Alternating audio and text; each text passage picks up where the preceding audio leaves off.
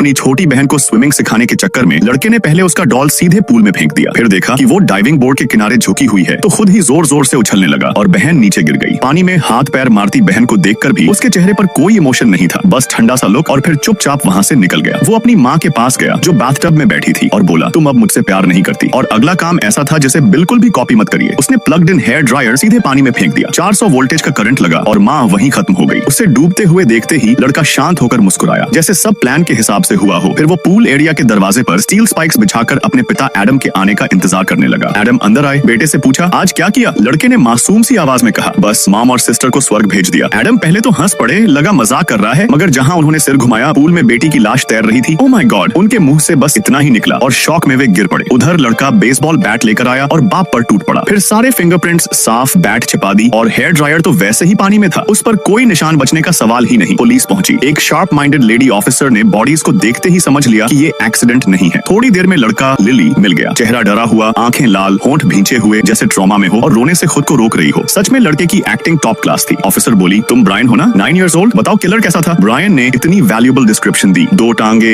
2 आंखें, एक नाक, एक मुंह, चलता है। प्योरली बेकार डिस्क्रिप्शन, जीरो यूज। पुलिस को नेचुरली लगा कि इतने बड़े मर्डर्स कोई 9 year old प्लान नहीं कर सकता। मोटिव भी कहीं दिख नहीं रहा था, इसलिए केस कोल्ड फाइल में डाल दिया गया। अब सबसे अर्जेंट प्रॉब्लम थी, ब्रायन को कहाँ भेजें? वो ऑर्फन थी, पहले वाले दंपति ने अडॉप्ट किया था। साइकोलॉजिस्ट ने एडवाइस दी कि उसने अपने अडॉप्टिव पेरेंट्स को मरते देखा है, ट्रॉमा डीप है, इसीलिए उसे किसी अच्छे परिवार में भेजा जाए, वेलफेयर होम में नहीं। पुलिस ने उसका सरनेम बदल दिया ताकि उसे लोग बैड ओमेन न कहें, मगर सच ये था, कौन अडॉप्ट करता? बाहर से एंजल, अंदर से डेंजर, पर जो नहीं जानते थे वो तो अडॉप्ट कर ही लेते। और हुआ भी यही। एक मैरिड कपल, लिंडा और एडम, जिनके खुद के बच्चे नहीं थे, उन्होंने उसे अडॉप्ट कर लिया। घर बड़ा था, पैसा अच्छा और दोनों बहुत केयरिंग भी। पहली मुलाकात में उन्होंने ब्रायन को गिफ्ट भी दिया। उसे न्यू फ्रेंड्स मिले, इसलिए पड़ोस की जेनी को बुलाया गया। जेनी के 2 बच्चे थे, बेटा बडी और बेटी लूना। बडी और ब्रायन एक ही स्कूल में थे, इसलिए उन्हें भी मिलवाया गया। फिर अंदर आए लिली की टीचर, जो आगे इस कहानी में एक बड़ा रोल निभाने वाली थी।